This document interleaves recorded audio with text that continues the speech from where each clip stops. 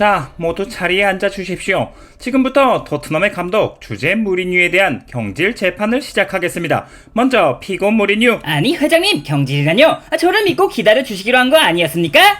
나도 자네랑 이바 무리뉴 하며 오래오래 지내고 싶었지만 조루이스 구단주님께서 더는 참을 수 없다 하시더군.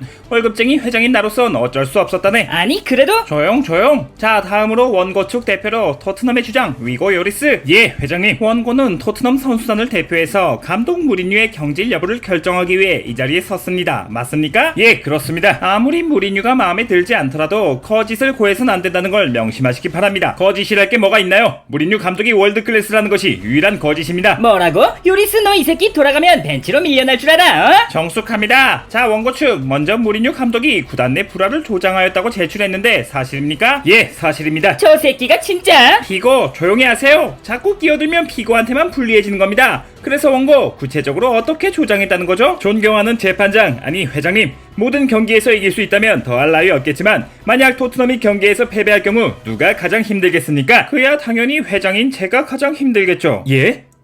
구단주님과 회장님을 비롯한 보드진 그리고 우리 팀을 응원해주시는 팬 여러분 역시 대단히 속상하실 겁니다. 하지만 가장 힘든 건 열심히 경기했지만 아쉽게 승리를 놓친 저희 선수들이지 않겠습니까? 비싼 추급을 받으면서 경기에 패배했으면 그만한 책임도 있지 않나요? 물론 그렇습니다. 하지만 감독이라는 양반이 틈만 나면 인터뷰에서 누구 때문에 졌다, 누가 우리 팀의 문제다, 이런 식으로 선수들의 사기를 떨어뜨리고 있다면 그 사람은 감독으로서 자질이 없는 게 아닐까요?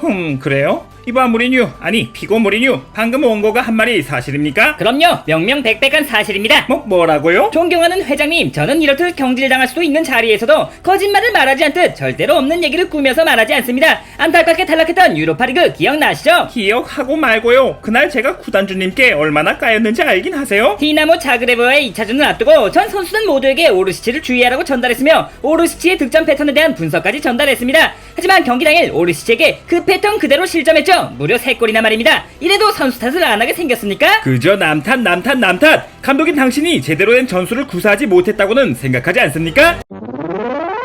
자, 양측의 의견 잘 들었습니다. 피고 무리뉴가 선수단의 사기를 떨어뜨린 건 분명하지만 이것만으로 경질을 시킨다는 건 어려워 보입니다. 뭐라고요? 아니 회장님, 팀의 성적이 부진한 데는 준비한 전술을 제대로 이행하지 못한 선수들의 책임도 크지 않습니까? 안 그래요 무리뉴? 맞습니다. 역시 회장님께서는 제 마음을 알아주시는군요. 제가 버스, 아니 수비 지향적인 역습 전술로 레알과 첼시, 포르투와 맨유에서 수많은 우승컵을 들어올렸으며 인테르에선 무려 트래블을 달성했습니다. 전혀 문제될 것 없는 최강의 전술이라고요. 있습니다. 이는 무슨 율곡이다 이놈아. 어허, 자꾸 그런 식으로 말했다간 발언권을 잃을 수 있어요. 원고측 말씀해보세요. 무리뉴 감독의 마지막 우승이 언제인지 알고 계십니까? 무려 2016-2017 시즌 맨유에서 했던 유로파 우승입니다. 그게 어쨌다는 거야? 그 이후 4년, 자그마치 4년 동안 우승은커녕 맨유에서 경질된 후 쫓기듯 넘어온 게 저희 토트넘이죠. 쫓기듯 넘어왔다뇨. 제가 매우 비싸게 데려왔다만.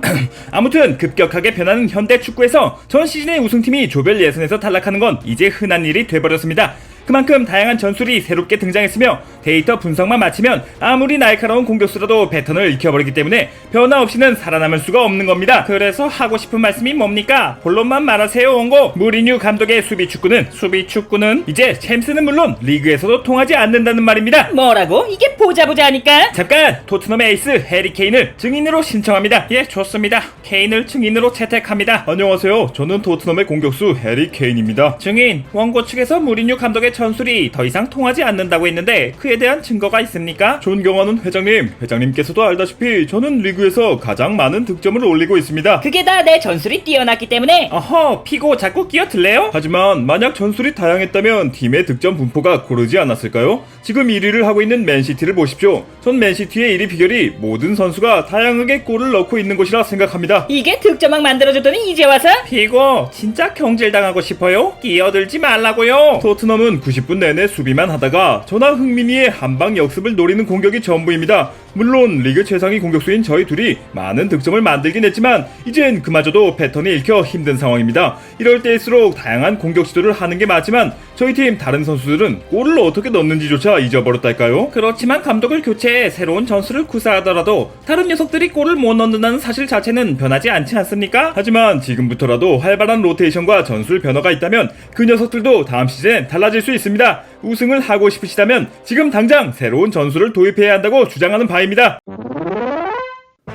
증인의 얘기도 틀린 말은 아니지만 우리 토트넘은 시즌 초반 굉장한 상승세였습니다. 선수며 감독 모두 지금과 같았으며 심지어 몇몇 선수의 보강도 있었죠. 이쯤에서 피고 무리뉴의 입장도 한번 들어보도록 하죠. 선수 탓을 한다. 전술이 안 먹힌다. 정말이지 지긋지긋할 정도로 같은 소리만 여기저기서 반복하는군요. 그야 당연히 팀이 부진할 때면 가장 먼저 책임을 묻는 게 감독이란 건 모르십니까? 회장님 혹시 무리뉴 3년차라고 들어보셨습니까? 3년 차라니 무리뉴 2년 차에 무조건 우승한다고 해서 당신을 데려왔어요. 근데 이제 와서 3년 차니 뭐니 말장난이라도 하겠다는 겁니까? 저기 회장님, 무리뉴 3년 차는 무리뉴 감독이 2년 차에 우승을 해내고 3년 차가 되면 귀신같이 부진해진다고 해서 붙은 말입니다. 세상에, 그럼 더 들어볼 것도 없군요. 무리뉴 당신 당장 내 팀에서 나가. 땅땅땅. 트릭이었습니다. 뭐라고요? 믿기 어려우시겠지만 전 토트넘에 부임해 2년차와 3년차를 바꿔치기 했습니다. 그 말인 즉슨 3년차엔 무조건 우승이란 거죠. 이게 누굴 바보로 하나? 너 임마 올해는 무조건 우승일 거라며 영입도 원하는 대로 다 해줬더니만 이제 와서 내년이라고? 링가드! 세상에, 반스 유튜브 아니랄까봐 결국 기승전 링가드인가? 케인이나 흥민이를 지킬 수 있다면 더 좋겠지만 뭐 사실 다른 곳으로 이적해도 상관없습니다.